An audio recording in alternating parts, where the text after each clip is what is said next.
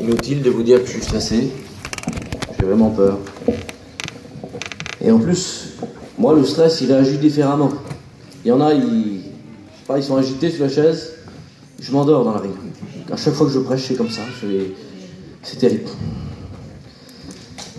Mais Seigneur, il est avec moi. Amen. Vous croyez qu'il est avec moi? Parce que sinon, je sors par la petite porte et je m'en vais tout de suite. Comprenez bien, je vais vous dire ça pour vous détendre, mais c'est vrai, c'est aussi vrai. Moi, je suis pas un ancien. J'ai 27 ans. J'ai rien à apprendre à personne ici. Mais ce soir, ce qui va être adressé, c'est la parole de Dieu, comprenez bien. Ne regardez pas à l'homme qui la prêche, mais regardez ce qui est écrit dedans.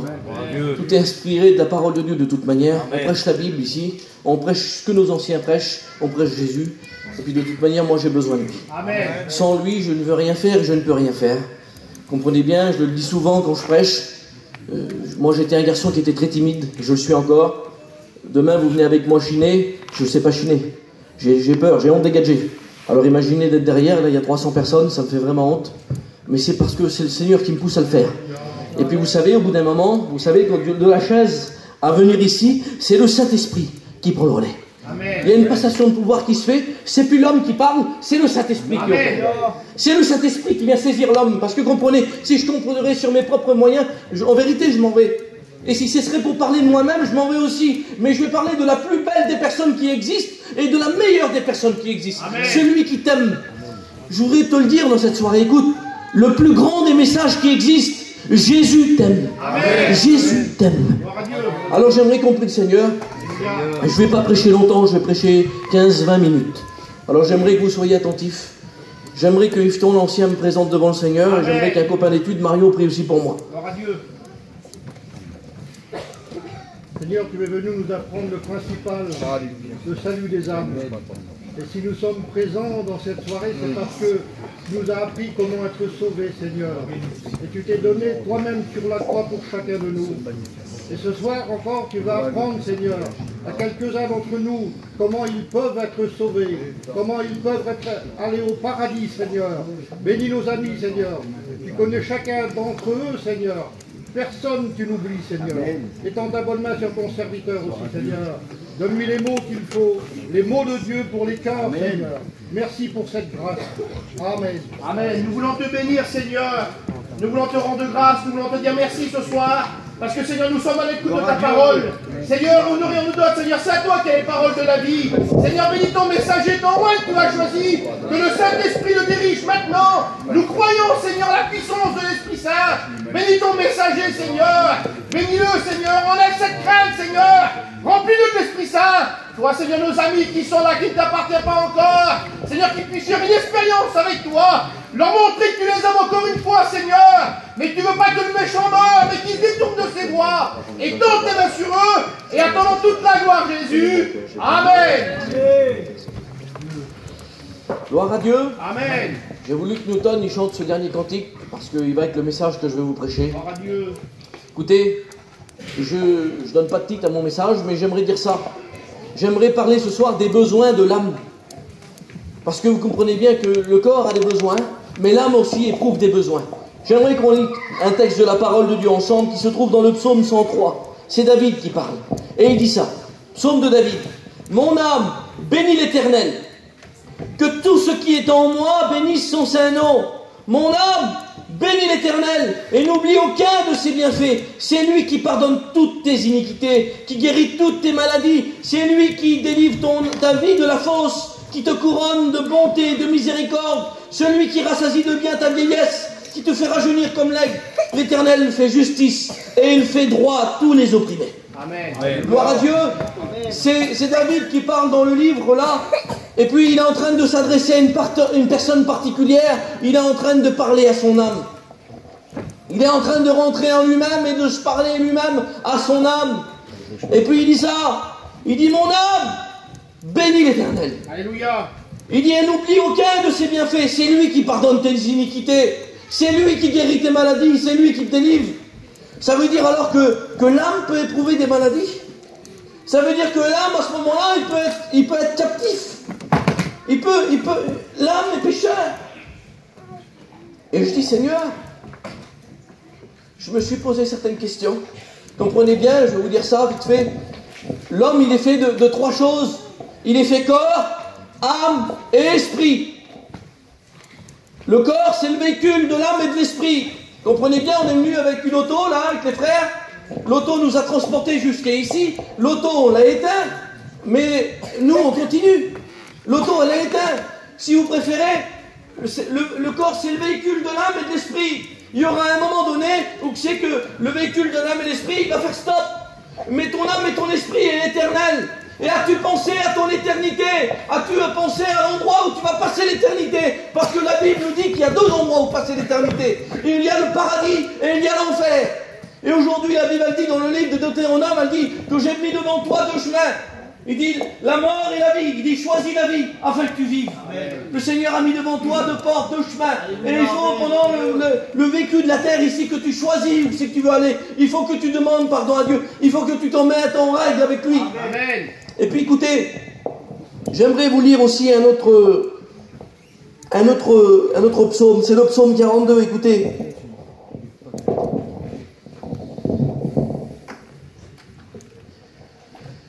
Cantique des fils de Corée.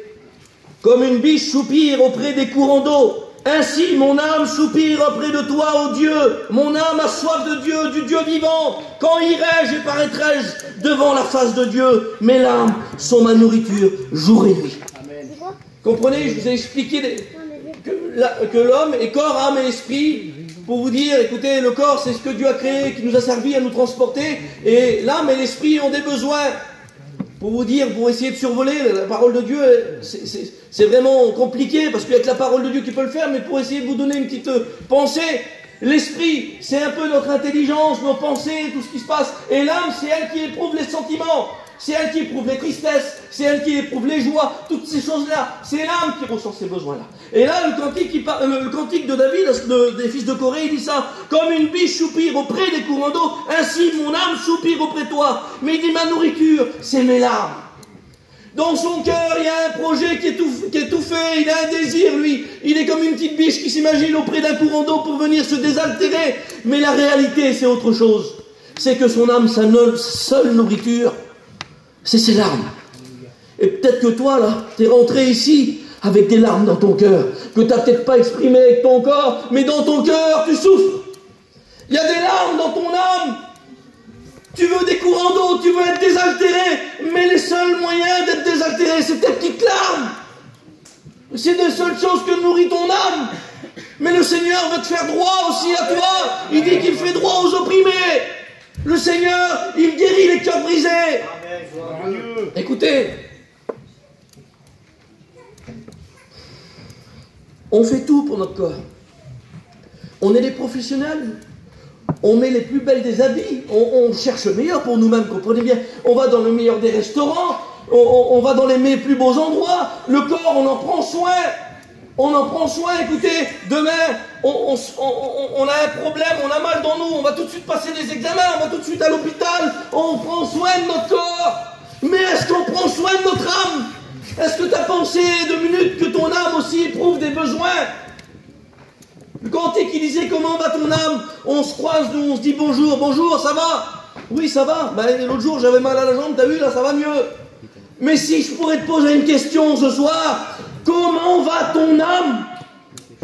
Réfléchis 2 secondes.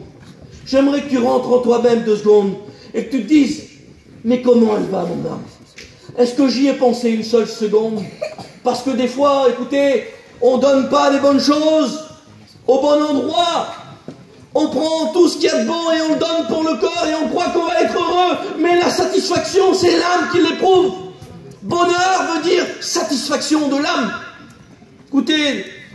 Écoutez, j'ai écrit ça, des petites notes là. La quête du bonheur reste la plus grande recherche de l'homme. Des explorateurs ont trouvé des pays, des trésors. Les scientifiques peuvent tous vous expliquer sur la matière du bois qui est devant moi, comment on la pousse, l'herbe, de quelle manière, quel compartiment il faut, tout ce qu'il faut. J'ai écrit ça. La médecine peut changer des cœurs. Un pescan, ils peuvent tout voir ce qu'il y a à l'intérieur de vous. Il y a toutes ces choses-là. Mais l'homme, malgré toutes ces choses, malgré toutes ces réussites, reste toujours à la recherche du bonheur. Malgré tout ce qu'il est capable de faire, il ne peut pas trouver le bonheur. Parce qu'il n'a pas compris que ça ne dépend pas du corps. Ça dépend de ton âme. Amen. L'homme est toujours à la recherche du bonheur. Et j'ai écrit ça, je l'ai dit hier avec les garçons. Écoutez, la Bible elle dit qui nous fera voir le bonheur? C'est les hommes de la Bible se posaient déjà cette question. C'était déjà pareil il y a 2000 ans. Qui nous fera voir le bonheur? Et j'ai écrit ça. Le contraire d'heureux, c'est malheureux. Et j'ai écrit ça. Malheureux, c'est pas celui qu'on voit devant l'idole et qui demande une petite pièce, qui n'a pas de sous. C'est pas celui-là le malheureux, malgré que nous, dans notre peuple, on a entendu salut, c'est un petit malheureux. Mais c'est pas celui-là le malheureux. Malheureux, ça veut dire, c'est du français, quelqu'un qui a du mal à être heureux. Dans ton cœur, toi, tu n'arrives pas à être heureux. Tu t'es tué dans toutes sortes de choses. Tu t'es tué dans les liens, dans les passions, dans l'argent, dans tout ce que tu veux, dans les cachets, dans tes petites cigarettes, dans ta petite alcool. Mais t'es pas heureux. Aujourd'hui, le Seigneur veut te donner le vrai bonheur. Il a monté sur une montagne et puis il a crié comme ça. Heureux, heureux, heureux. Et par 10 fois, il a dit heureux. Parce qu'il est capable de donner le bonheur. Amen. Le Seigneur est celui qui détient le bonheur. Et puis il y avait un homme, il était à demi-mesure de la montagne. C'était un petit lépreux. C'était un petit lépreux, et puis il ne pouvait pas s'approcher de Jésus, comprenez? Dans son état, il n'était pas approchable, les gens fuyaient cet homme-là. Mais pas l'amour de Jésus. La Bible dit qui nous séparera de son amour? Et puis lui, il était là à demi-mesure de la montagne, il écoutait, heureux, heureux, et c'était pour les autres. Et tu l'as peut-être toi entendu, de ton cousin qui s'est converti, ta compagne, un tel s'est converti, heureux pour lui, mais toi t'es toujours à demi-mesure de la montagne là, et t'entends la réunion, t'entends tout ce qui se dit, tu voudrais y aller mais tu peux pas, parce que t'as la lèpre, parce que t'as toutes ces choses sur toi. Mais Jésus va descendre de la montagne. Amen. Jésus va descendre de la montagne. Jésus va se mettre à sa portée. Amen. Et puis il va descendre de la montagne, et puis il va se présenter devant sous l'épreuve. Et le Seigneur va faire un miracle. Parce que le Seigneur connaît ton cœur. Et quand Dieu se met à la recherche d'un homme et d'une femme, il sait trouver le besoin. Quand Dieu se met à la recherche, écoutez, c'est pas comme un homme. Dieu trouve ce qu'il veut. La Bible dit qu'il s'est laissé aussi trouver par celui qui ne le cherchait pas. Amen. Voyez l'amour du Seigneur. Et puis écoutez, j'aimerais continuer dans mon message. Amen. Le Seigneur se met à portée de tout le monde. Il se met à portée d'un petit enfant dans la parole de Dieu. Il a dit, il prenait les petits enfants dans ses bras et il parlait avec eux. Il est capable de se mettre à la portée d'un petit enfant comme moi. Je ne vais pas parler avec vous comme je parle avec mon petit. Il se met à la portée de tout le monde. Et un jour, il y avait un homme, il était sur une croix crucifié. Personne ne pouvait se mettre à sa portée. Il s'est mis aussi à sa portée. Même si dans ton cœur, tu passes par la croix, tu passes par des épreuves, il est capable de se mettre à ta portée. Parce que le Seigneur, il t'aime. Il est celui qui s'est mis à la portée. Lui qui, dans le ciel, tout lui appartenait. Il a descendu dans la catégorie la plus basse, celle de l'homme, pour remonter toutes les catégories. Pour que nous, on remonte dans toutes les catégories avec lui. Parce que le Seigneur, il a une place pour toi dans le ciel. Amen. Parce que le Seigneur, il a été préparé une place. Amen. Parce que tout ce que tu convoites depuis tant d'années sur cette terre, écoute, il a mis 6 jours, 7 jours pour le créer. 6 jours pour le créer. Mais par contre, ça fait 2000 ans qu'il est parti de préparer une place. Amen. Essaye d'imaginer la beauté que ça va être. Écoutez, c'est dur. L'apôtre Paul, dans la Bible, il n'a même pas su expliquer la beauté avec des mots humains. Alors imagine la beauté de ce que Dieu est parti nous préparer. J'aimerais continuer. Gloire à Dieu. Amen. Amen. Écoutez, l'autre jour, je faisais une réunion dans les hôpitaux, à Lyon là-bas. Les garçons s'occupent des hôpitaux, puis il y avait toute une famille. Il y avait toute une famille qui était là, il y avait une opération, et puis il y avait une femme, c'était une vieille femme, une chrétienne, elle était en train de se faire opérer. Et puis on est arrivé, nous. Puis on a demandé aux gens, voilà, vous passez par un problème. Il dit oui, il y a une opération comme ça, comme ça. Et on a dit, vous voulez une réunion? Ils ont dit oui, les gens. Puis il y avait une petite chapelle dans l'hôpital, et puis on s'est mis là, puis on a commencé à chanter quelques cantiques avec les frères, et puis un a dit un mot de témoignage, puis on a prêché la parole de Dieu. Et puis voilà ce que j'ai dit. Je dis, écoutez, la personne qui est en haut, c'est une chrétienne, oui. Je dis, c'est elle qui est malade, oui, pas de problème. Mais je dis, son âme, elle est en bonne santé. Je dis, par contre, parmi vous, il y a des chrétiens. Elle dit, non, mais je dis, votre âme, elle est malade, vous avez besoin de guérison. Il y a 2 mains qui sont levées. Ils ont demandé le baptême. Ils ont compris à ce moment-là qu'ils avaient des besoins aussi intérieurs. Écoutez, je sors du contexte un petit peu, mais cet été, il y a un mot qui a touché un frère, et puis je pense qu'il peut toucher ton cœur. Si vous donnez une Ferrari à un poisson, il ne peut rien faire avec. Il ne sera pas heureux. Ce qu'il a besoin, c'est de l'eau. Puis toi, écoute, tu as été créé par Dieu. Ce que tu as besoin, c'est de te rapprocher de Dieu. Amen. Sauf que l'homme, il a créé toutes des petites distractions. Toutes des petites choses, tous des petits trucs que l'ennemi a créés pour te passer ton temps, pour te faire oublier que tu as besoin de t'approcher de Dieu pour être heureux. Les petites distractions que tu fais là, il te passe le temps, c'est vrai, voilà, tu oublies le temps que tu es malheureux 2 minutes là, mais le soir quand tu es vers toi, là tu réalises, qu'est-ce que c'est la vie en réalité? Qu'est-ce que c'est? La vie, elle vaut d'être vécue en Dieu. Amen. La vie, elle vaut d'être vécue en Dieu. Écoutez, sur la terre, là, c'est quoi l'espérance? C'est quoi l'espérance? J'aimerais te poser une question, t'interpeller 2 minutes sans crier. Qu'est-ce que l'espérance sur la terre? De vivre 80 ans, d'avoir élevé ses enfants, d'avoir fait la bringue, d'avoir fait quelque chose. Puis des fois, voilà, il y a des problèmes de la vie qui sont là, on est malheureux. C'est ça l'espérance de la terre? Comparé de toutes les promesses que Dieu te promet, de toutes les choses que Dieu veut faire avec toi, une éternité dans le bonheur, une éternité avec tes bien-aimés, une éternité avec tes promesses, une éternité avec toutes ces choses-là, avec le salut, à chanter les cantiques dans le ciel avec lui. Est-ce que pour toi ça vaudrait pas le coup d'essayer? Je le dis souvent, mais je ne vais pas m'arrêter de le dire. On est des petits voyageurs. Si demain je te dis qu'il y a une toiture à aller faire là-bas à 40 km, même si c'est pas vrai, demain tu vas être curieux, tu vas mettre ta paire de basket, tes habits de travail, tu vas faire les 40 km et tu vas voir si c'est vrai. Et quand on te parle de l'éternité, il semblerait qu'il n'y a rien qui se passe. T'es toujours dur à croire. Mes sœurs, si demain je vous dis qu'au Nose, là-bas, il y a une vaisselle Villeroy et Bosch Noël à 50 €. Demain, je vous promets que c'est vrai que vous faites la queue devant le magasin. Même si c'est pas vrai. Alors quand je te parle du ciel, t'as pas envie d'y croire, de faire une expérience avec lui? On n'est pas là pour te vendre un tapis. Seigneur, en vérité, je serai pas en Bretagne. Je serai bien chez moi là-bas en train de chiner aussi. Mais le Seigneur, il vous aime dans cette soirée. Faites une expérience avec le Seigneur. Ça coûte quoi? Ça coûte quoi de voir si c'est la vérité? Il a tellement fait pour toi. Le Seigneur t'aime, écoute. S'il n'y a pas de bonnes nouvelles dans le monde, je te le dis, écoute, le Seigneur, il t'aime. Quelle bonne nouvelle. Le Seigneur, il t'aime et il veut faire quelque chose avec toi. La Bible dit qu'il a des projets de paix pour toi et non de malheur, parce que le monde a formé ses projets.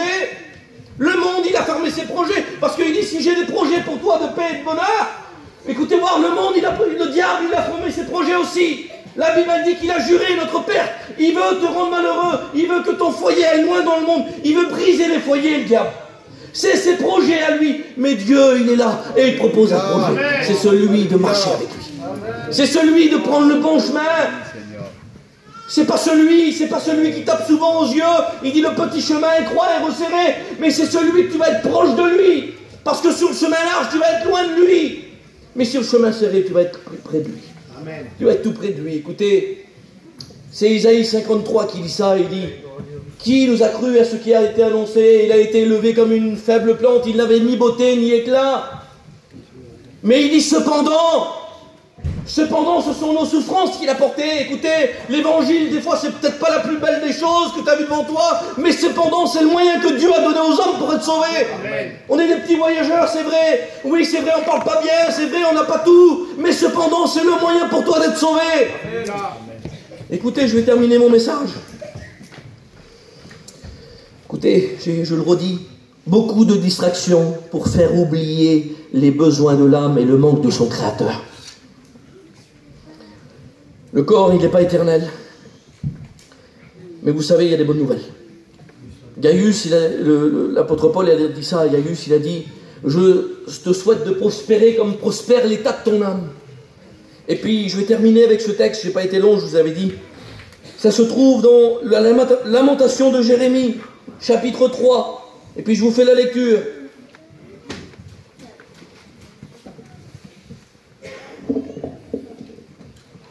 Voici ce que je veux repasser en mon cœur, ce qui me donnera de l'espérance.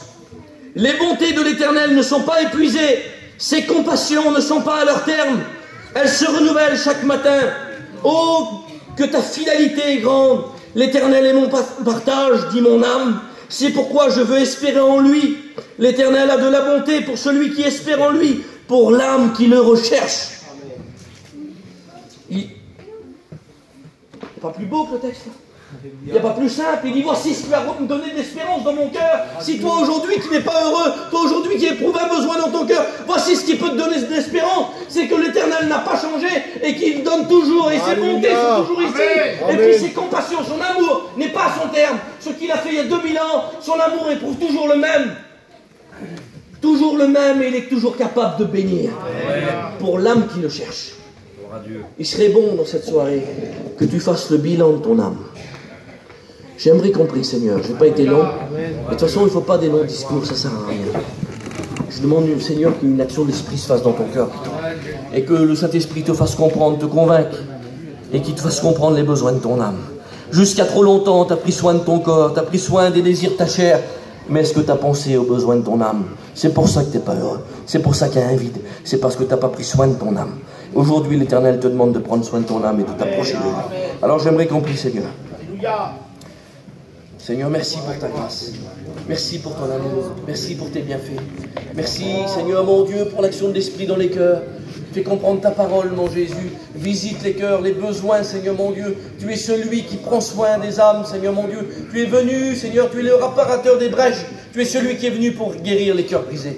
Tu es celui qui est venu pour guérir les âmes, Seigneur, mon Dieu, qui ont besoin de ta grâce. Alléluia. Bénis les cœurs. J'aimerais qu'on continue à prier le Seigneur, s'il vous plaît.